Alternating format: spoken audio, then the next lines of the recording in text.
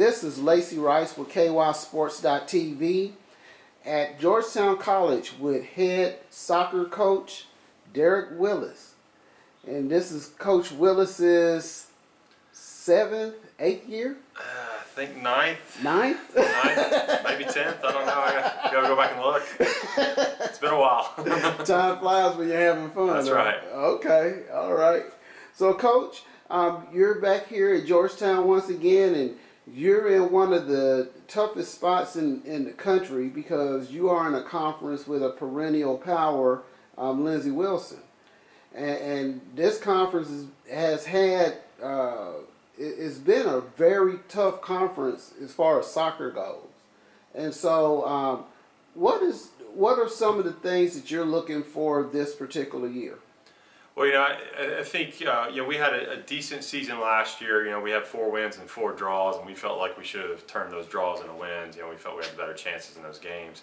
So we had 8 positive results. We're looking to build on that. Our goal, usually the last 2 years, has been to try and finish in the 4th or 5th spot, so we can avoid the perennial powerhouses such as Lindsey. With their 9 to 10 national championships. It's always one of those teams you want to avoid in the playoffs. And they finished 3rd the last 2 years, if that tells you the situation that our conference is and how tough it is right now. Looking to do well there. We started pretty well with 3-2 out of the gates. We were hoping to play last night, but it got canceled because of weather. And then hoping to get our 4th win on Friday against Ohio Christian to continue building our confidence up towards the conference opener at Campbellsville. Okay. And as far as soccer goes, it's a very tough sport. It's not for weak people. It's for those who have endurance, strength, and speed. Mm-hmm. And so, as far as the type of athlete that you're looking for, what's the type of athlete who you want to say, hey, you're welcome to come here, give us a try, become part of the family? Sure. Soccer is a great sport because you can find great players in all different shapes and sizes. The first thing we look for is intelligence, actually. Kids can overcome certain athletic deficiencies if they know how to play smart and use their strengths and not expose their weaknesses too much. So we're always looking for the smart player. They always say you can't teach speed as well. If you're a fast kind of kid, we can always find a place for you. Technical skill is, you're not going to improve a lot in college, but you can certainly improve, and we can help teach that as well as tactics. But we can't teach speed. So we like fast, smart kids. Okay, all right. So how many kids do you currently have on your roster? Right now we're about 28. We hover around 28 to 32. Around there. We don't do a reserve program. So most of our kids are active. Rarely do some of the kids not play in a season, just because we'll have a couple injury issues, and all of a sudden now we're going down. But we like to try to keep everybody involved in the first team and kind of build a more solid camaraderie amongst the group. And I think that helps out with our roster size. Okay. Well, can you tell us about some of the standout players that you have on your team this year? Sure. We've had a couple guys over the past couple years had success. Last year we had senior midfielder JT Stevens. He's been an all-conference second-team player last 2 years. Started a little slow so far this year just because of injuries. He's had a nagging knee issue and a hamstring issue, but he's starting to get back into form. Our leading goal scorer from last year, Nick Gregory, he's back. He's been in and out of games. Actually, both the games we've lost, he hasn't played. But he's already got 3 goals on the season. He got to 10 last year. Logan Blankenship is a newcomer for a lot of people that don't know him. He was here with us last year, but because of a transfer issue, he couldn't get eligible till this year. Started off the season on fire already with I think 5 goals, maybe 6 now. Is really putting in a lot of work for us. He's a big guy, smart player, and fast, so he gives us a lot of different looks going forward. Our goalkeeper, Patrick Schwartz, is entering his senior year. Has been terrific for us over the past few years and continuing those forms. We got a lot of new kids that are coming into the team, like a Jacob Curry, who's really starting to impress, and another goalkeeper, Jacob Roberts, who we expect big things over the next few years. Okay. So as far as the athletes that you have on your team, Where are most of them from? They primarily from Kentucky or from surrounding states, or? Sure, most of the squad right now is from Kentucky, and it's we got a lot of kids from far western Kentucky. We have three off the top of my head that's in the Paducah, Mayfield area.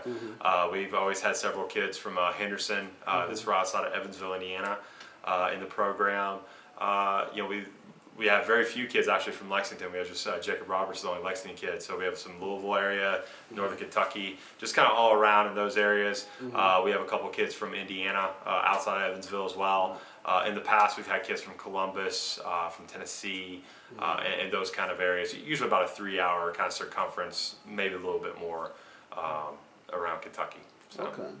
All right. So, is that primarily where your recruiting area is? Is primarily like the 3-hour circumference? Yeah, generally we try to recruit within 3, 4, 5 hour drive. We find it's just difficult to get kids outside of that area because there's just so many good options out there for college soccer and schools. So we try to really hone into that area and try to, and it served us well for the past few years. So we'll continue to do that. Okay. All right. So now, as far as the soccer outlook for the season, what's your ultimate goal this year? Again, I think we want to finish 4th or 5th in the conference is our goal, and it's going to be tough because we have probably 5 to 6 teams that have really stepped their game up this year. Lindsay's been 3rd in our conference the last few years. They're top 25. Cumberland's is right outside the top 25 right now. Campbellsville's at 8. University of Cumberland's is not far away, and Life out of Georgia has had a really good offseason recruiting a lot of international kids, and they've started off the season on fire. The overall team goal right now is to try to get the 10 win mark. We haven't gotten there since my first year through various different things, but we're really trying to focus on it and get to that mark for the guys. That's their goal. So hopefully we'll keep pushing it and get there. Okay. So now, as far as the team philosophy, what's your particular philosophy as far as being a student athlete? Well, we're very much an academics first program. We've been right around or above 3.0. We've been either the first or second team in GPA for the last few years. We recruit kids, like I said, they're intelligent. For lots of different reasons, but we want our kids to not just be successful on the field, but it's our goal to help produce successful people off the field and go on and be successful in their careers. So we've got a lot of kids who've come through. A couple of my guys just graduated pharmacy school and is now doing that. I've got a couple of kids in med school right now. A couple of kids are very successful in the business world right now, which is it warms my heart to see those guys go on and do those things.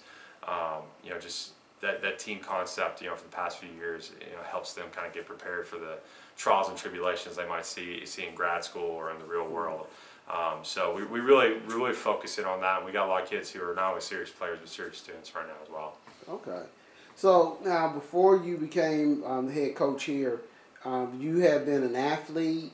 You had also coached at quite a few high school programs. Can you talk a bit about that? Yeah, I played college soccer at Center College. I graduated in 2001. I was fortunate enough to be in a program that we made the NCAA tournament for 3 years, ranked top 25 every year. So it was a great experience for me, just to be around that and be able to play in that kind of environment.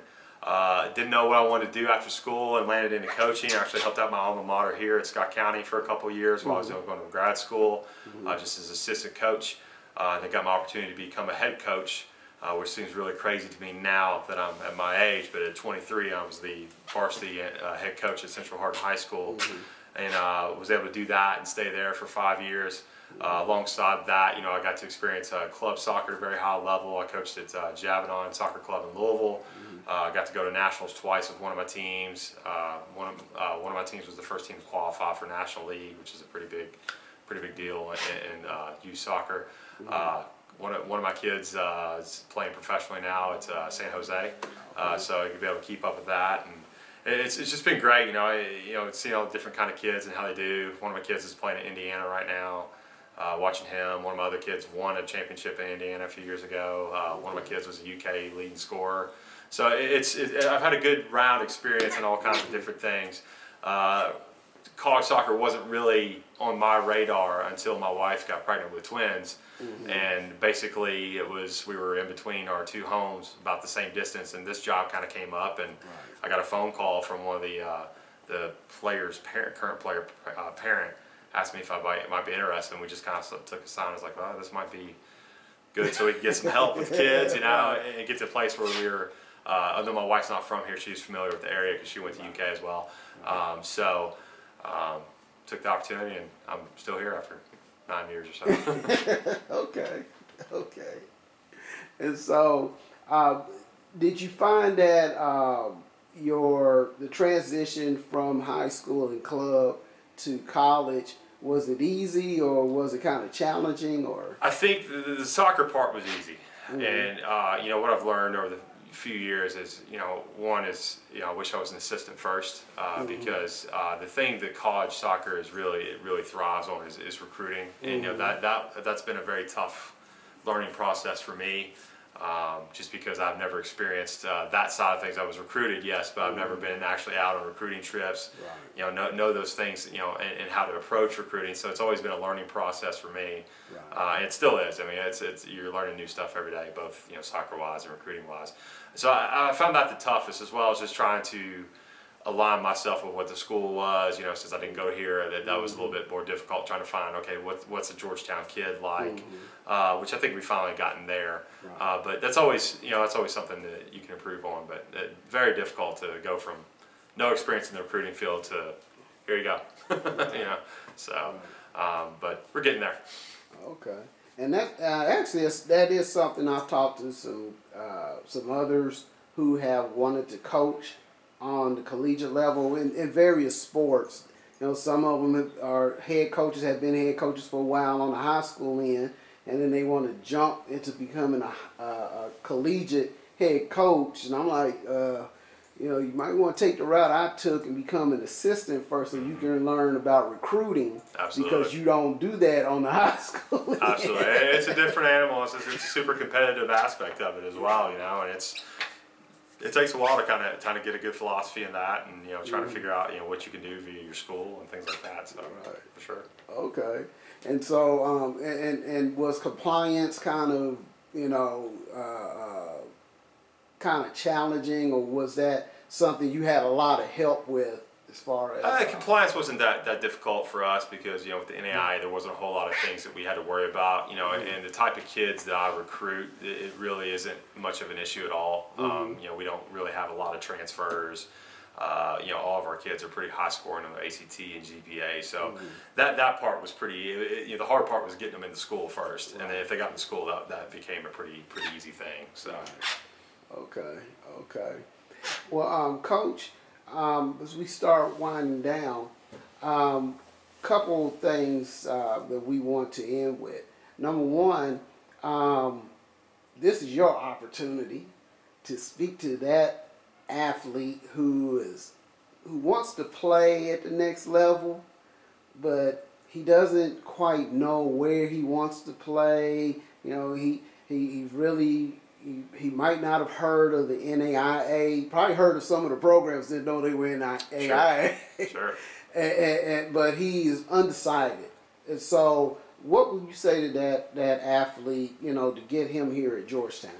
Well, first, I think contact me, email me. I think a lot of kids sit around at high school games, which, quite honestly, we don't go to very often. One, it's during our season. Two, it's just we don't have time, because of training and things like that. So, but email us. If you email us, it puts us on our radar. We can at least start guiding you through the process, because I think too many kids just wait for that opportunity that some coach is going to see me. That might not happen. I mean, sometimes that happens in club soccer, just because we're at a tournament with 12 different fields going on at the same time, and we can kind of sit in spots and kind of watch 88 guys at one time. It doesn't happen that way in the fall. So, if you think you might be interested in playing, you need to go out there and you contact, not just me, but any kind of coach. Especially if you think you want to move away from home, or if you want to be close to home. Got those kind of ideas. At least you can start the process and see, okay, is this a good fit for you? Is this what I'm looking for in college? And it might not. It's not a. I think kids get confused. It's not a are you good enough thing. It's are you a fit? You know, I mean, there's been good players that have come through here and they just weren't a fit, and we just didn't go on them. But they've had good careers somewhere else, and vice versa. There's kids that, you know, came in here and were a perfect fit for us and did well here. So take a chance. You know, what do you got to lose? Okay. Well, and the final, it's not even really a question, but this is your opportunity to kind of give those who influence you or who have supported you throughout your career a shout out. Well, yeah, I got to thank, you know, first Jeb Birch at Center College. You know, he's been a big influence on me. He was my goalkeeper coach when I was at Center, and he's currently the head coach there as well. Tim Chastonay at Bellarmine University, who's been a great peer for me and a good friend. You know, we coached together at Javanon and had some very successful times there, and you know, always good to talk to him. I talk to him once a week to bounce ideas off and vice versa. You know, in my high school program, my Coach Weissong in high school allowed me to play and get these opportunities to keep playing, you know, keep coaching in this game. So. Okay, all right. Well, Coach, we definitely want to thank you very much for taking out the time today to speak to us, and we'll definitely be keeping an eye out on your program and see how things go for you this year, and we wish you the best of luck. I appreciate it. Thank you.